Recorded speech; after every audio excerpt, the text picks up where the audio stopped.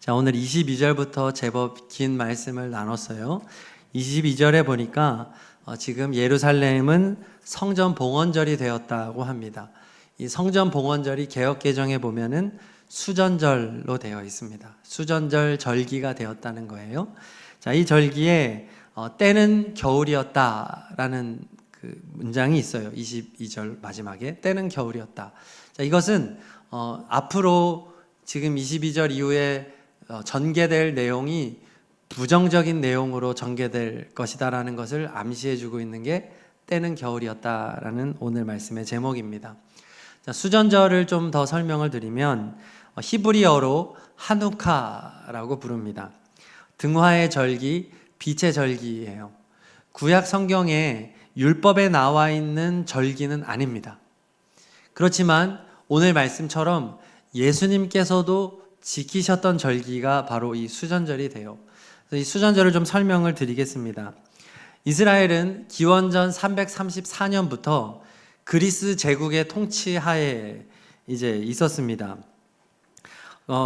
그리스 이제 헬라라고도 하죠. 헬라 제국, 그리스 제국.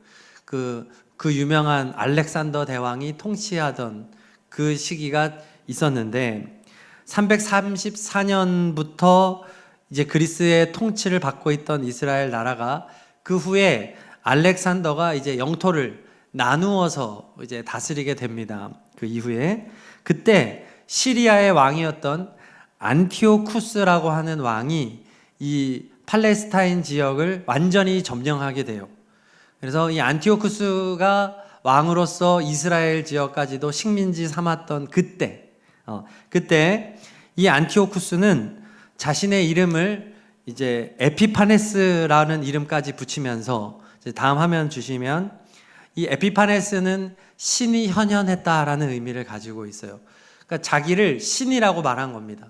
안티오쿠스 이게 원래 이름이고 에피파네스 자기의 칭호를 만든 거죠. 그래서 예수님의 이름이고 그리스도가 호칭인 것처럼 안티오쿠스가 이름이고 에피파네스가 그가 스스로를 신이라고 명명했던 표현이에요. 그는 자신을 신으로 하면서 이제 강력한 이제 정치를 폈습니다. 그래서 이스라엘의 나라의 종교와 문화 모두 말살시키는 거예요. 그래서 이스라엘의 가장 중요한 게 뭐예요? 율법이죠. 그들에게 가장 중요한 율법 두루마리를 불법이라고 이제 한 거예요. 그래서 율법 두루마리를 절대로 보지 못하게 만들었던 겁니다. 그 다음에 유대인들에게 중요한 절기가 일주일에 한 번씩 돌아오는 안식일, 그리고 할례, 이것을 다 금지시키고 이것을 준행하면 사형 선고를 내리는 거예요. 아주 굉장히 강력한 폭군 정치를 한 겁니다.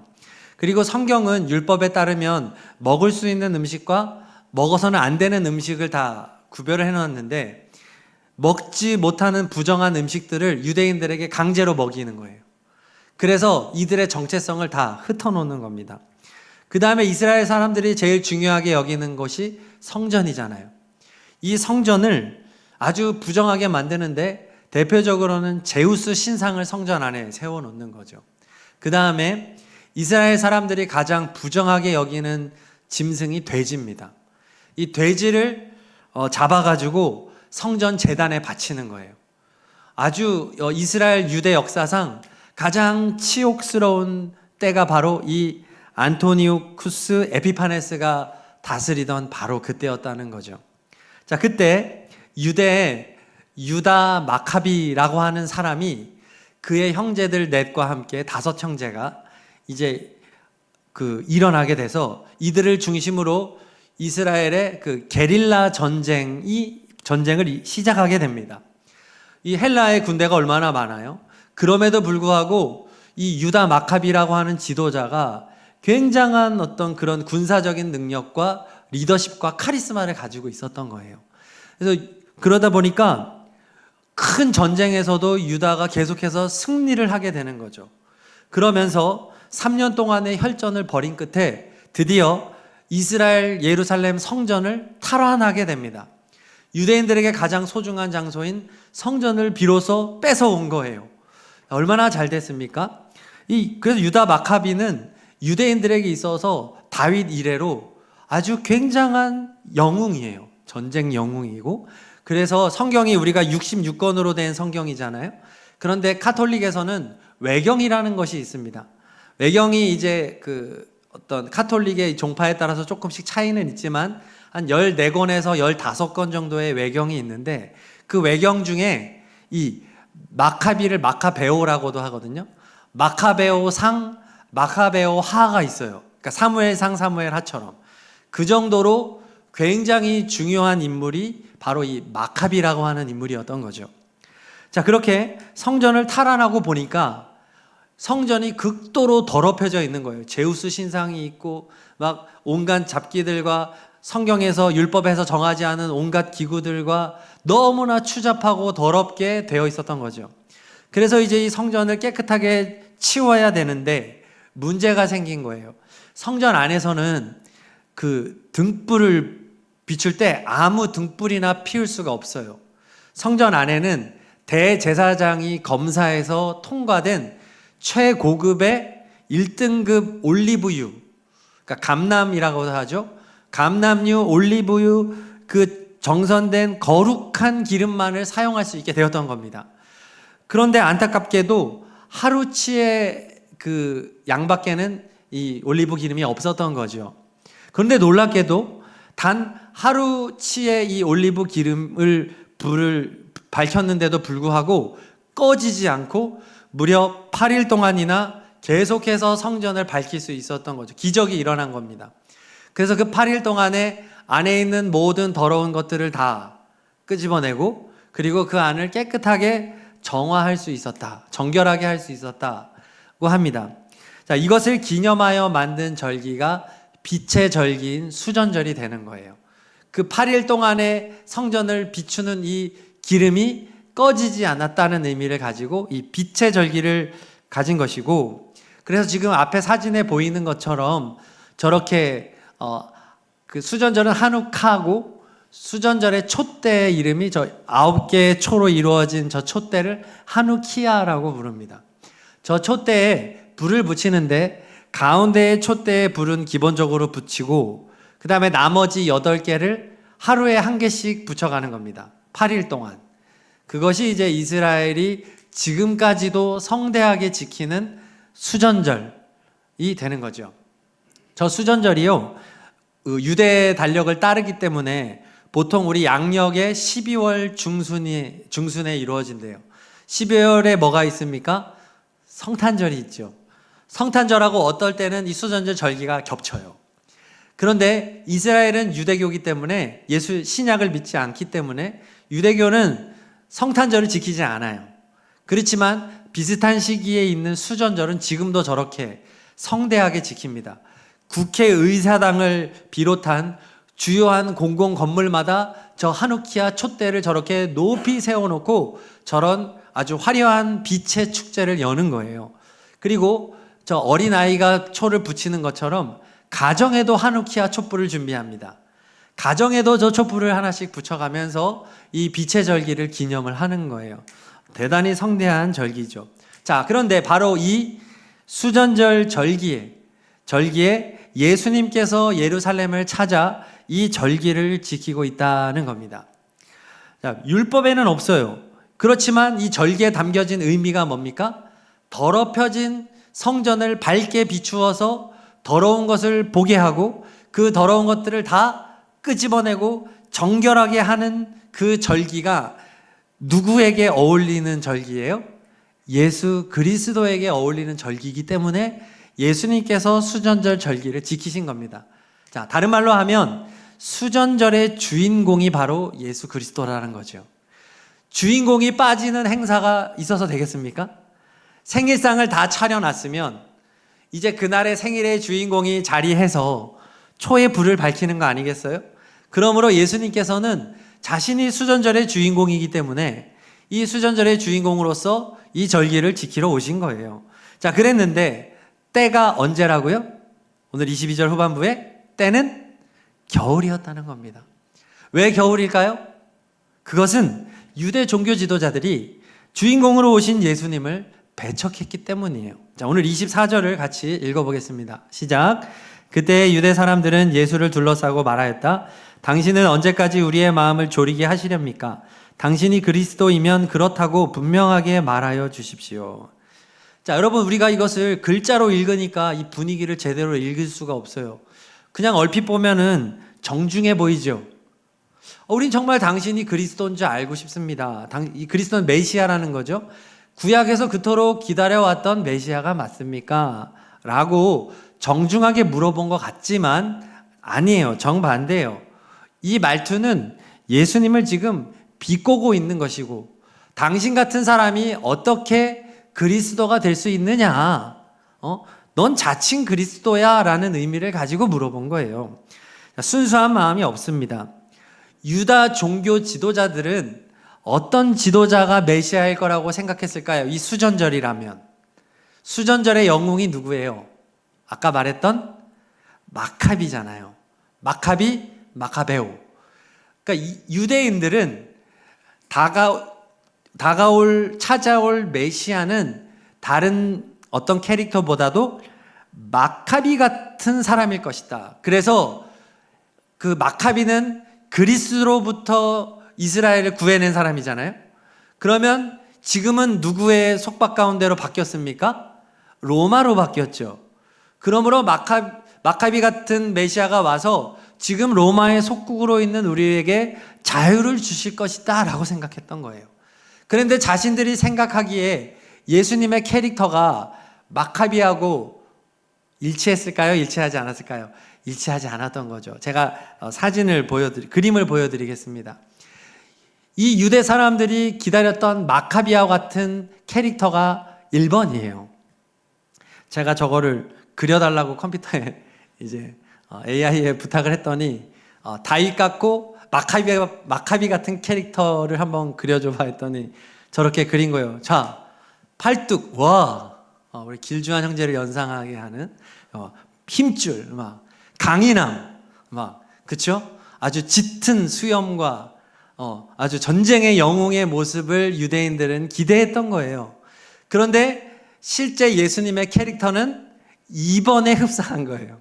저 2번은 당시 갈릴리 북부에 사는 중동 유대인의 전형적인 얼굴이라고 합니다. 그 당시에 흔했던 얼굴, 바로 저 얼굴이고, 어두운 피부와 짙은 곱슬머리와 눈동자와 키도 150cm 정도. 여러분, 이런 예수님을 생각을 해보자고요. 자, 이사야 53장 2절이 이걸 뒷받침해줘요. 같이 읽어봅니다. 그는 마치 마른 땅에서 나온 싹과 같이 자라서 그에게는 고운 모양도 없고 훌륭한 풍채도 없으니 우리가 보기에 흠모할 만한 아름다운 모습이 없다는 거예요. 여러분, 우리는 그동안 속았어요. 너무 많은 성화, 유럽 사람들이 그린 서양식의 미남형 예수님, 그리고 우리 지난번 성금요일에도 봤던 그 예수님은 너무 느끼해. 막 웃음 지면 막 기름이 잘잘잘 막 흐르면서 막 미소만으로 그냥 사람의 마음을 빼앗아가는 캐릭터지만, 사실은 지금 저기 나와 있는 저 얼굴에 훨씬 가깝다니까요, 예수님이. 그러니까 당시에 유대 종교 지도자들이 보기에 예수님은 저 북쪽의 갈릴리 사람, 우리나라로 치면 강원도 사람인 거예요. 여기 속상한 강원도 사람 많지만, 나도 강원도지만, 이스라엘 사람들은, 갈릴리 사람들은 도저히 인물이 나올 수 없다고 생각했기 때문에 갈릴리의 이름도 알지 못하는 나사렛이라고 하는 동네에서 나온 예수님, 공부를 제대로 했습니까? 어떤 출신이 좋습니까? 어떤 군사적인 능력이 있습니까? 싸움을 잘합니까? 돈이 많습니까? 가진 것이 아무것도 없고 너무나도 보잘것없는 예수님의 캐릭터가 마음에 들지 않았던 거예요.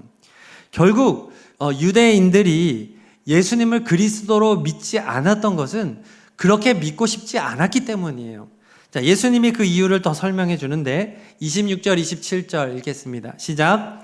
그런데 너희가 믿지 않는 것은 너희가 내 양이 아니기 때문이다. 내 양들은 내 목소리를 알아듣는다. 나는 내 양들을 알고 내 양들은 나를 따른다. 그들은 예수님께 속하지 않은 자들이기 때문에, 그들은 지금 사탄에게 속해 있는 자들이기 때문에 자기들이 믿고 싶은 대로 믿은 거예요. 아까 봤던 1번 그림, 마카비와 다윗과 같은 강력한 군사 영웅의 모습을 그려놓고 그런 캐릭터에 적합하지 않기 때문에 믿지 않기로 작정했다는 겁니다. 자, 예수님 말씀하세요. 28절 30절까지 시작.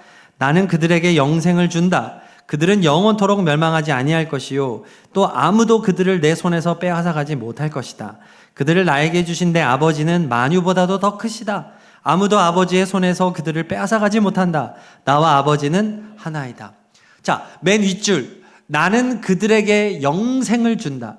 영원한 생명을 준다. 이거 무슨 말이에요? 내가 그리스도다라는 겁니다. 자, 두 번째, 그들은 영원토록 멸망하지 않을 것이다. 이게 뭐예요? 지옥을 보내지 않고 천국으로 보낸다. 내가 그렇게 한다. 내가 그리스도다라는 말이고, 맨 아랫줄에 나와 아버지는 하나다.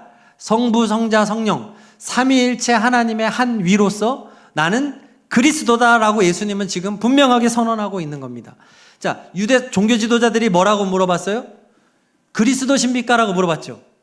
그럼 예수님 지금 뭐라고 대답했어요? 그래, 내가 그리스도야 라고 대답해 준 거예요. 그러면 어떻게 해야 돼요? 정상적이라면. 아, 그러십니까? 당신이 정말 그리스도시군요 라고 해야 정답 아닙니까? 유대인의 반응을 보겠습니다. 31절 시작. 이때 유대 사람들이 다시 돌을 들어서 예수를 치려고 하였다. 자, 유대 사람들이 예수님한테 당신이 그리스도인지 물어봤던 이유가 바로 여기에 있는 거예요. 그리스도다라고 대답하면 어떻게 하려고요? 돌을 던지려고 물어본 거예요. 이해 가시죠? 돌을 던져 죽이려고 한 거죠. 그 이유는 무엇일까요? 기분 나빠서가 아니에요. 율법에 맞지 않기 때문이죠. 신성모독이라는 거예요. 레위기 24장 14절을 다 같이 16절을 읽겠습니다. 시작. 여호와의 이름을 모독하면 그를 반드시 죽일지니 온 회중이 돌로 그를 칠 것이니라. 유대 종교 지도자들은 감정적으로 대응하는 게 아니라 지금 철저하게 율법에 근거해서 자신을 하나님과 하나라고 얘기하는 이 신성 모독자에게 이제 돌을 들여 처벌을 하겠다라고 지금 행동을 취하는 겁니다. 자, 그러자 예수님께서 그들에게 물어요. 32절 시작. 예수께서 그들에게 말씀하셨다. 내가 아버지의 권능을 힘입어서 선한 일을 많이 하여 너희에게 보여주었는데 그 가운데 어떤 일로 나를 돌로 치려고 하느냐. 예수님이 선한 일을 많이 했어요. 뭐죠? 병자를 고치고 인생의 저주 가운데 있는 사람들 불치의 병자도 고쳐주고 마음의 상처를 안고 살아가는 자에게 마음의 기쁨을 주시고 사마리아 지역에서 예배하지 못하는 여인을 찾아가서 주님은 만나주셔서 예배자가 되게 해주시고 기적을 경험하고 심지어 나사로 같은 사람들은 죽어서 무덤에 들어간 사람을 무덤에서 깨어나게 하고 살리신 예수님, 이런 모든 생명을 주신 일을 주님 지금 선한 일이라고 말하는 겁니다. 야, 내가 이렇게 하나님의 아들로서 그리스도로서 생명을 살리는 일을 했는데 왜 나를 죽이려고 하느냐라고 물어봅니다. 유대인이 대답합니다. 33절 시작. 유대 사람들이 대답하였다. 우리가 당신을 돌로 치려고 하는 것은 선한 일을 하였기 때문이 아니라 하나님을 모독하였기 때문이요. 당신은 사람이면서 자기를 하나님이라고 하였소. 이게 뭐예요? 우리는 당신이 선한 일을 많이 한 거는 관심이 없다는 거죠. 당신이 뭐 죽은 자를 살리고 병자를 고쳤던 거, 이건 나에게 중요하지 않아요. 우리에게 중요한 건 뭐예요? 당신이 무엇을 어겼어요? 율법을 어겼습니다. 당신은 하나님의 이름을 모욕했습니다. 그러므로 당신은 신성모독이고 돌에 맞아 죽어야 됩니다. 라는 말이에요. 자, 이게 뭐냐면 유대인들의 지금 중요한 거는 생명이 아니었다는 거예요. 예수님에게 중요한 것은 뭐예요? 생명이었던 거죠. 예수님의 선한 일은 뭐예요? 생명을 살리는 거예요. 죽어가는 자를 살리는 거예요. 낙심한 자를 일으키는 거예요. 그게 예수님이 이 땅에 오신 목적인 거죠. 그런데 유대 종교 지도자들은 생명에 관심이 하나도 없는 거예요. 이들의 관심은 오직 조문화된, 문서화된 율법의 그 문자적인 해설이었던 거죠. 문자적으로만 성경을 보니까 그 안에 담겨져 있는 사랑 상관없어. 그 안에 담겨져 있는 구원 상관없어. 이런 상태가 된 거죠. 여러분, 이걸 뭐라고 말하냐면 율법주의라고 말합니다. 율법은 선한 것입니다. 율법 안에는 생명이 있고 구원이 있고 하나님의 사랑이 있습니다. 그런데 율법에서 하나님의 사랑 빼내고 생명 빼내면 남아있는 껍데기를 율법주의라고 말하는 거예요. 유대 종교 지도자들은 율법주의만 남아가지고 지금 이 백성들이 지금 예수님을 만나서 생명을 얻고 살아나고 영생을 얻고 자유를 얻고 진정한 평화를 얻는 것은 하나도 관심이 없는 종교가 되어버린 거죠. 껍데기만 남아버린 종교. 그 종교가 바로 유대교인 것입니다. 지금도 유대인들은 신약을 믿지 않고 구약에 있는 조문화된 문서만을 믿고 있는 거예요. 그들은 그렇게 지금도 선을 행함으로써 구원을 얻을 수 있다고 믿습니다. 유대교에서도 죄사함은 굉장히 중요한 교리예요. 근데 유대인들이 죄사함을 어떻게 받는지 아십니까? 우리는 어떻게 죄사함을 받을 수 있다고 하나요? 예수님이 십자가에 달려 돌아가심으로써 모든 우리의 죄를 가져가셨다고 믿음으로 우리는 죄사함을 받잖아요. 전적으로 예수님이 다 하셨다. 이게 우리의 믿음 아닙니까? 개신교의 믿음. 유대교는요, 그게 아니에요. 유대교는 죄 용서함을 받을 때 그 안에 선행이 들어갑니다. 인간의 행위가 들어가야지 죄 용서를 받을 수 있어요. 다른 종교처럼요. 불교처럼 다른 종교처럼. 덕을 쌓아야 돼요. 인간의 노력과 행위가 들어감으로써 죄를 용서받는 종교, 타락한 종교가 바로 유대교가 된 것입니다.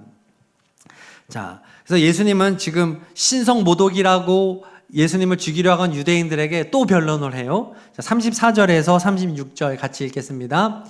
예수께서 그들에게 말씀하셨다. 너희의 율법에 내가 너희를 신들이라고 하였다 하는 말이 기록되어 있지 않느냐?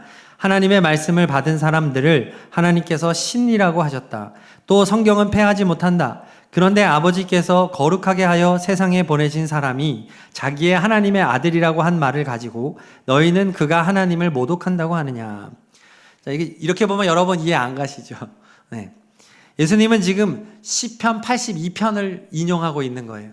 시편 82편에서 그 어떤 구절이 있냐면 이스라엘의 재판관들을 신들이라고 부릅니다. 그리고 지존자의 아들들이라고 부릅니다.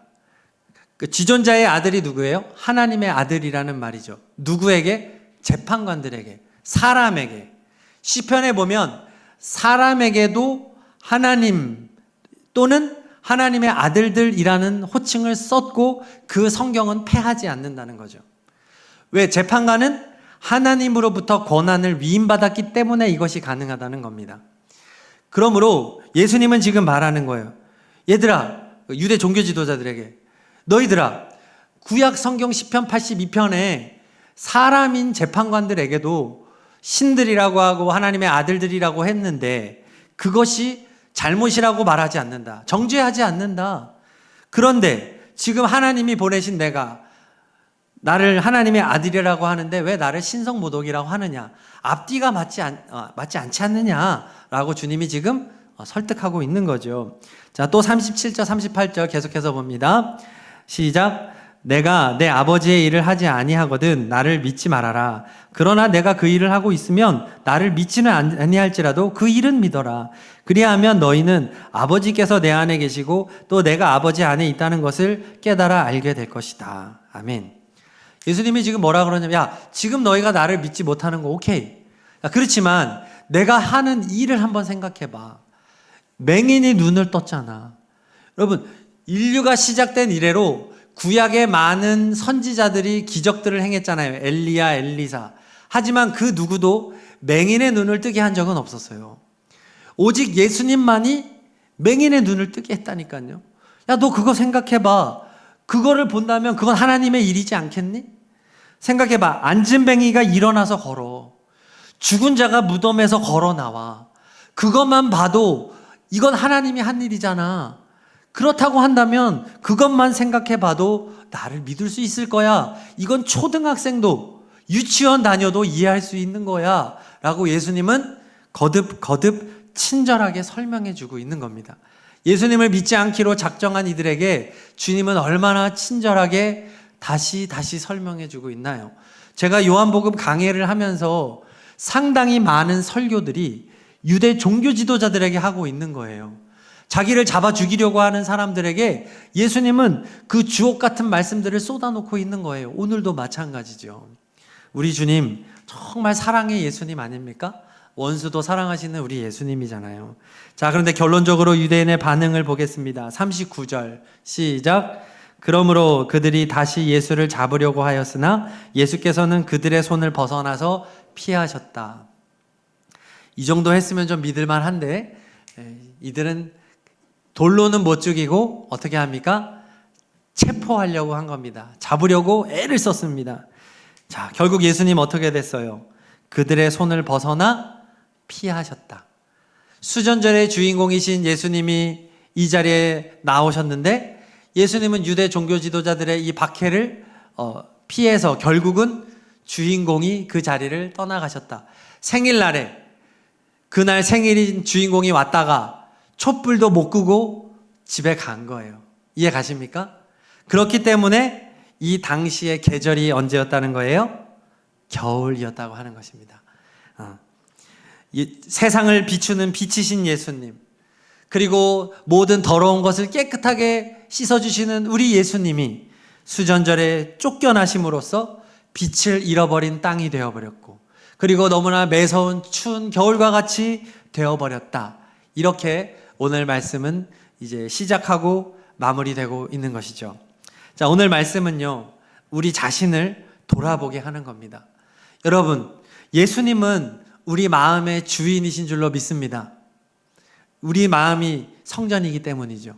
예수님은 여러분들 마음에서 주인 될 자격이 있으신 분이십니다.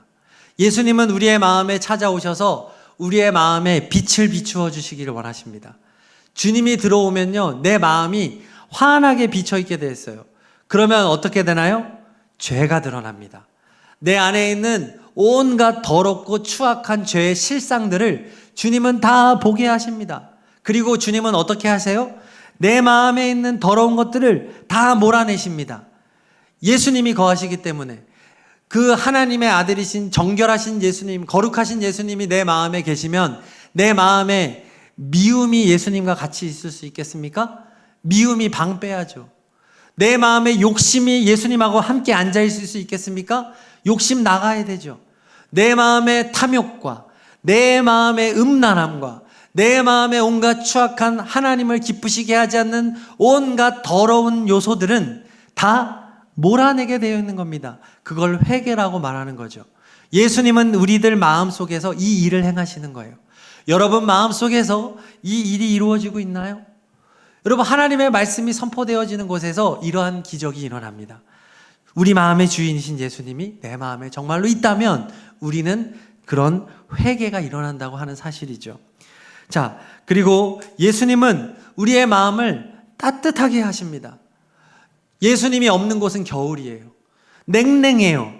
인생을 살아갈 때 기쁨이 없습니다. 감사가 없습니다. 원망과 불평과 좌절과 낙심만이 있습니다. 왜? 차갑기 때문이죠. 여러분, 모든 병의 많은 이유 중에 하나가 차가워지기 때문입니다. 여러분, 시체는 차가워요. 그렇지만 건강한 신체는요, 열이 있어요. 물론 고열은 좋지 않지만 적정 수준의 열은 우리 몸에 매우 좋습니다. 그래서 몸이 찬 사람들은 이 반신욕이나 이런 것들이 그렇게 좋다고 하잖아요. 열을 가해주는 거예요. 그래서 집안의 온도를 1도만 높여도 몸에 아주 좋은 기능들이 회복이 된다고 하잖아요. 예수님이 내 마음에 오시면요, 우리의 차갑고 냉랭한 영혼이 회복이 되는 거예요. 주님의 사랑이 공급되기 때문이죠. 나 같은 죄인을 우리 예수님이 사랑하신대요. 여러분, 주님이 내 마음에 오면 내 마음에 온갖 더러운 게 드러나잖아요. 그러면 우리는 너무 부끄러워져요. 아, 주님, 내 마음에 이렇게 더러운 게 있어요. 음란해요. 탐욕적이에요. 그런데 예수님이 그런 나를 사랑한대요. 예수님이 그런 나를 떠나지 않겠대요. 나는 이 성전, 나의 성전으로 삼고 내 마음에 언제까지고 계시겠다는 거예요. 그 사랑의 주님이 계시니 우리가 따뜻해질 수밖에 없는 겁니다. 내 마음이 회복이 되는 거예요. 예전에는 용서할 수 없었던 사람이 이제 용서가 됩니다. 너무 미웠던 저 사람이 미워지지 않는 기적이 일어나는 겁니다. 여러분, 다른 게 기적이 아니에요. 사랑할 수 없었던 사람을 사랑하게 되는 게 기적이고, 성경 말씀대로 살아갈 수 없었던 내가 이제는 성경 말씀대로 살아가게 되는 기적. 여러분, 여러분의 노력으로 악한 삶을 끊으려고 하지 마십시오. 그건 노력으로 되는 게 아닙니다. 술 마시지 말아야지, 담배 피지 말아야지, 이거 하지 말아야지, 게임에 너무 많이 빠지지 말아야지. 여러분, 이렇게 율법적으로 하지 말아야지 하면 언젠간 또다시 할 수 있는 게 우리예요. 여러분, 이런 중독과 많은 죄악으로부터 우리가 해결되고 자유를 얻는 유일한 비결은 예수님이 내 마음의 주인 되는 것입니다. 예수님이 내 마음에 충분하면 우리 예수님이 우리 마음을 새롭게 해주세요. 내가 하고 싶지 않아도 이제는 내 마음이 바뀌기 때문에 예전에 그렇게 맛있었던 술이 이제는 마실 이유가 없어져요.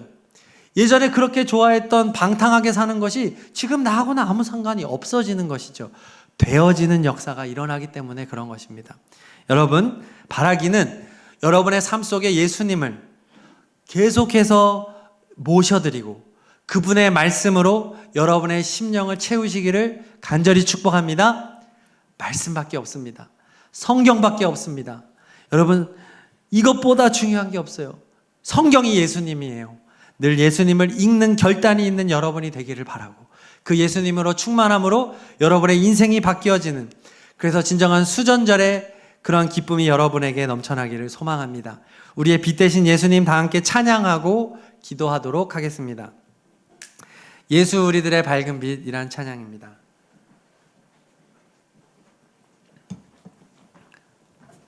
혹시 마음이 냉랭하신 분 있으십니까? 우리 예수님 바라보면서 이쪽 조명은 좀 꺼주시면 좋겠습니다. 네. 좀 주님에게 집중할 수 있도록.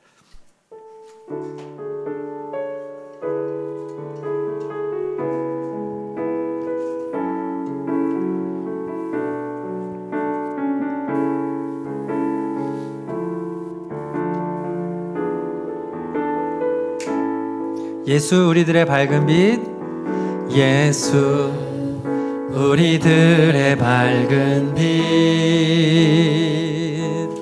은혜와 긍휼을 베푸시는 주, 의의 길을 따라가는 주의 자녀들에게 항상 밝은 빛을 비추시네. 그는 구원의 주 하나님, 그는 구원의 주 하나님, 공의로 세상을 다스리시네. 주를 경외하는 자들에게 부어주시는 놀라운 주님의 영광. 하늘에서 찬란하게 빛나는 주의 영광, 이 땅에 오셨네. 어둠을 밝히고 새 생명 주시네. 영원히 빛나는 나의 예수님, 높이 영광과 찬양 받으실 주 이름 경배합니다. 슬픔을 거두고 내게 자유 주시네. 기쁨의 노래를 영원한 나의 빛 예수. 하늘에서 찬란하게 빛나는, 하늘에서 찬란하게 빛나는 주의 영광, 이 땅에 오셨네. 어둠을 밝히고 새 생명 주시네. 영원히 수전절의 주인이신 예수님, 예수님 높이 영광과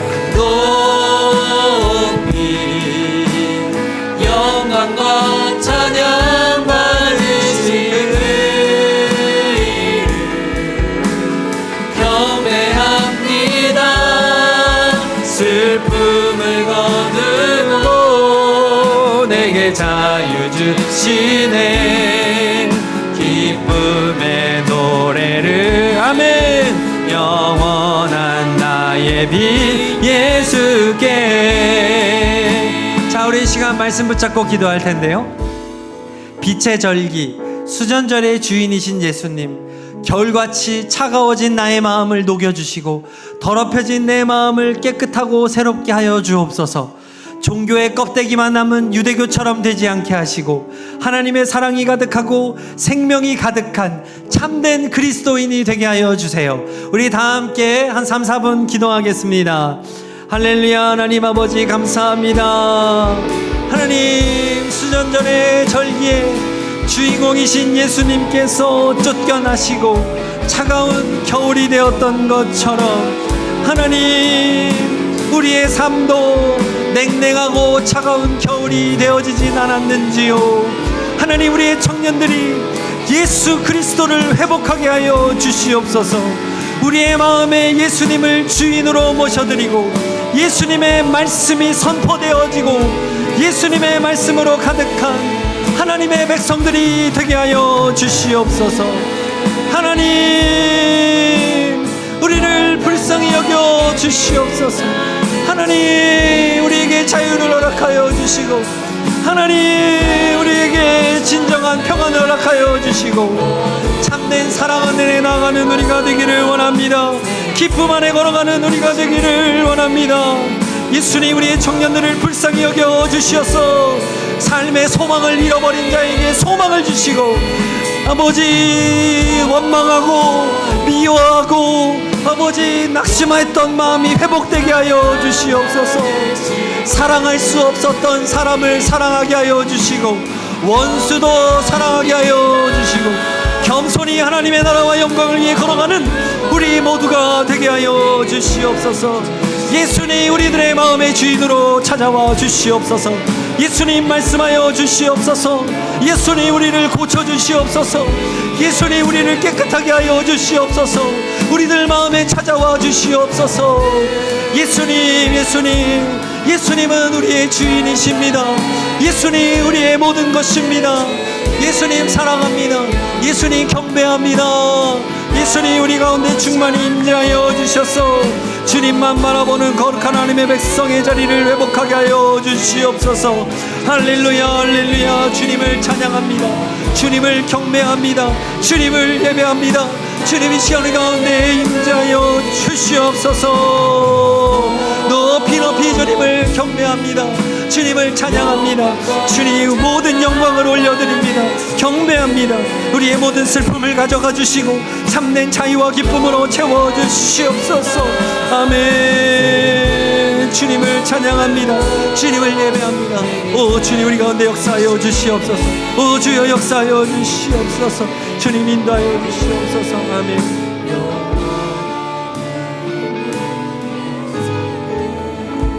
예수님의 이름으로 기도합니다.